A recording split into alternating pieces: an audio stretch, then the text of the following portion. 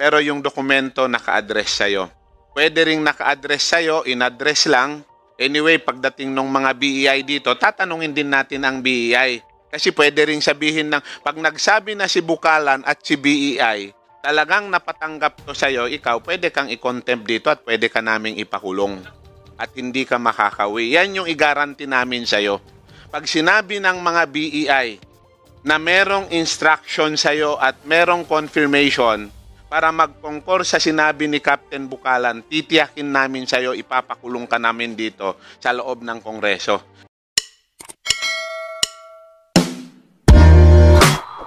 Thank you, Congressman Ako, for the reminders. Captain Bukalan, ano yung balikan ko lang yung nakarang hearing natin.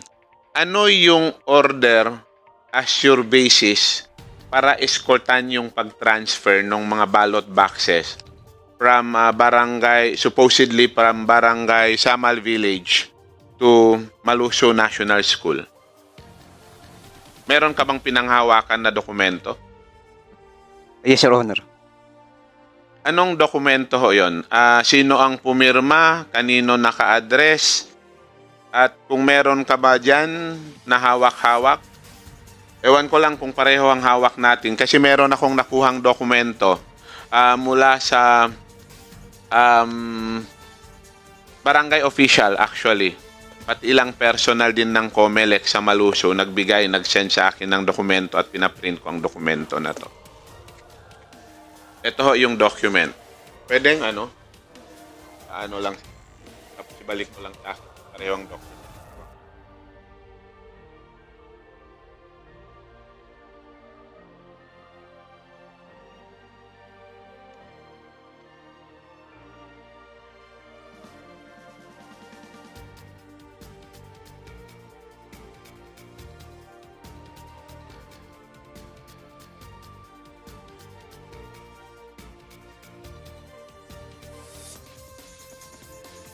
Tama, pareho ang dokumento na hawak mo, pati hawak ko. Correct po, correct.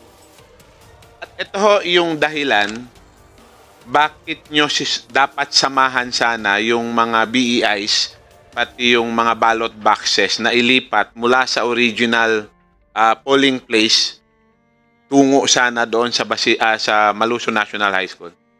Yes, Your Honor. Tama, kasi yun yung sinabi nyo nung nakaraan. Ang dokumento ho, ang sinasabi rito, actually ang document, gusto ko ring ipa-confirm sa Provincial Election Supervisor kung ang document na ito, yung format na to ay official document talaga ng Commission on Election. Kasi sa totoo lang, ngayon lang akong nakakita ng ganito na parang ready-made, fill up lang yung dokumento na to. Pwedeng paki-confirm doon sa sa election supervisor or sa regional director ng COMELEC kung merong document na ganyan sa commission.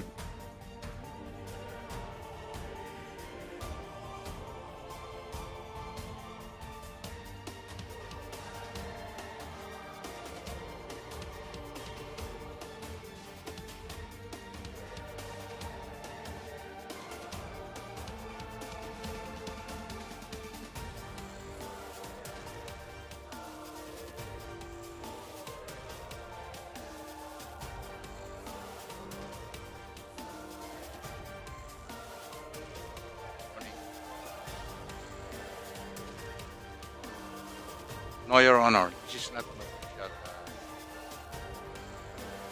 format.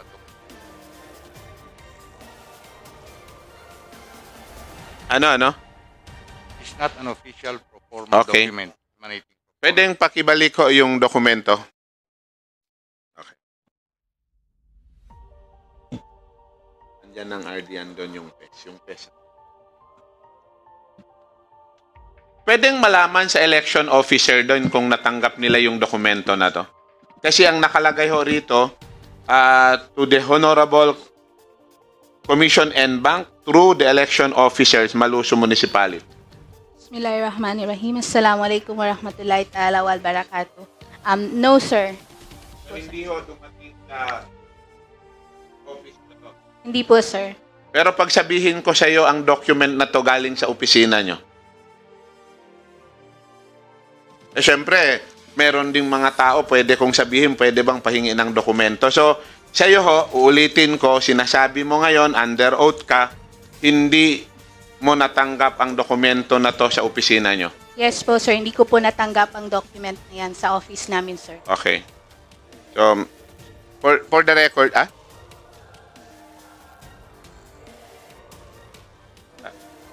pwedeng, nakita nyo ba to? Hindi ho. Napakita ba? Pwedeng pakita muna natin sa kanya. Para lang, sigurado rin na hindi niya talaga nakita.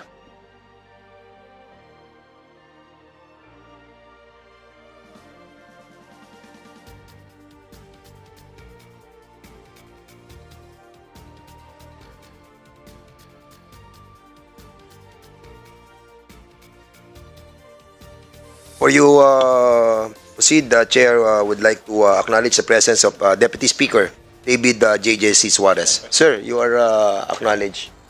And also Congressman Arrogancia from Quezon Province. So, hindi ho nyo to nakita sa opisina nyo, ang document na to. Just for the record, Hindi ko po natanggap, sir. At hindi nyo rin nakita prior to this day. Hindi po, sir. Thank you. Captain Bukalan, pwedeng balik ako sa iyo. Nung natanggap nyo to, saan galing? Sinong nagbigay sa inyo ng document na to? Mga BIs po. Binigay to ng BEI sa iyo, alam mo na naka-address sa election officer. Yes, sir. Nung natanggap mo to na naka-address sa election officer, hindi mo ba tinawagan any personnel ng COMELEC to confirm this document kung tama? Ang sabi po kasi agad sa akin is kung anong utos ng BIs, yun lang po ang sundin. Sino ho ang nagsabi sa iyo? Ang election officer. So, kailan to sinabi ng election officer sa iyo? Before pa lang po ng pagbibigay ng mga balota sa mga kanya-kanyang voting center. Merong general directive ang election officer kung ano yung request ng mga BEI, yun yung susundin nyo. Yes, sir, as the security forces. Pero on the day na natanggap mo to, kailan nyo to nakuha mula sa BEI itong document na to? Nung nag-ano na po kami, nag-start na po kami dun sa voting center. Nakapasok na po kami sa voting center. Bakit doon kayo assign sa voting place? Kami po yung ako po yung nag-escort sa mga balota sa kanya-kanyang voting center. Bakit doon? Hindi naman kayo assign doon. Sino ang tumawag sa inyo para pumunta doon? Ay, yung ano po kasi noon, nung pag-deliver pa lang po ng mga balota, kami po yung nag-escort sa kanya-kanyang voting center.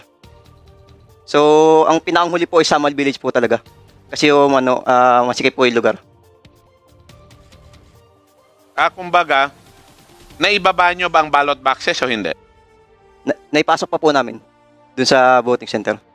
O sinakyat nyo nung na-receive nyo ang dokumento na to? Yes po. So, hindi nyo clarify sa any election official, doon sa Maluso kung na dapat bang ilipat o hindi? Kasi ang dapat naka-address kasi sa election officer, pati sa Commission and Bank yung document. Binerify ko po. Sino ang nakausap mo? Si EO. On that day mismo nakausap ka? Opo. Bakit sinasabi ni EO hindi niya alam? Hindi ko po alam. Congressman Nataman, are we talking the one we have invited, the election officer? Yes, opo. Si Michelle Japarul? Miss Sheila Japarul, there is an accusation against you. Congressman Paduano, sige, may accusation sa iyo before I proceed, the chair would like to recognize Chairman Paduano. Thank you, Chairman. With the indulgence of the Deputy Minority Leader Hataman. Kapitan, Captain, paano kayo nag-usap? Through phone, personal o ano? Para at least madetalye. Personal po. Personal? And tawag po. Saan? Saan kayo nag-usap? Personal? Sa town hall po. Gym Town hall. Particular sa town hall, saan mismo sa town hall? Sa gym po, gym. Sa jeep? Gym. Gym. ng town hall. So, nandun ka sa gym, nandun din si EO. Opo. Tapos, pakidetalye mo nga. Yun po, nung bago pa lang po kami magdala ng mga balota sa kanya-kanyang voting center, inausap na po niya ako na kung anong instruction ng BIs, sundin mo na lang. So parang alam na may mangyayari. So, in short, ang instruction ni EO sa'yo is to follow whatever will be the instructions coming from the BEI. Yes po. So, Mr. Chairman, sa ganito pong sitwasyon, involved dito yung BEI. Yes. Exactly. Oh, of course, from EO. Yes. Kasi ang instruction niya, diretso, dun kay Kapitan is, kung ano ang instruction ng BEI, sundin na lang. In short, CEO has an instruction to the BEIs. Now, Mr. Chairman, malinaw, si Kapitan, sinasabi niya pati yung lugar, more or less, matandaan mo ba anong oras? Mga 6 to 7. 6 to 7 ng umaga. Umaga. Oh, Mr. Chairman, Yes.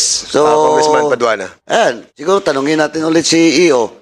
Because she denied that that document is authentic, coming from her office. Then she denied also that she has instructed yung kapitan sa army. Thank you, Chairman. Thank you, Chairman Paduana. But before we proceed, the Chair would like to acknowledge the presence of Congressman Patrick Michael Vargas of the 5th District of Quezon City. We have to remind the other resource speakers again and again, refrain talaga sa pagsisinungaling po at hindi, alam niyo naman po na talagang nagsasite kami ng contempt dito kapag ang members nakita na nagsisinungaling tayo. And eto, kitang-kita sa dalawang nag-uusap dito, no? Tatlo pala, si Congress Ataman, si Captain Bukalan, saka si Sheila Japarul. Surely, sa inyong dalawa may nagsisinungaling.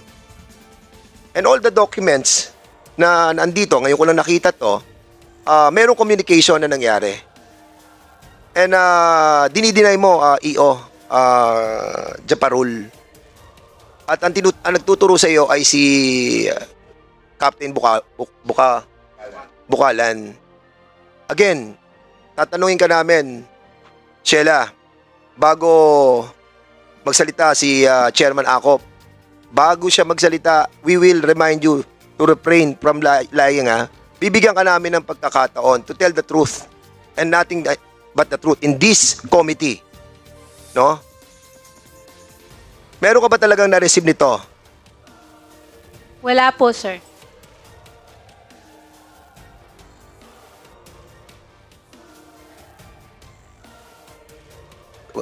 Congressman, ikaw na muna, Congressman, I just wanted to... Chairman. Ma'am EO. Chairman, hindi official na document daw sabi ng EO. Pero, is there such a document in your office na binigay mo doon sa mga BIs at saka kay Captain Bukala? Sir, wala po talaga, sir. Wala.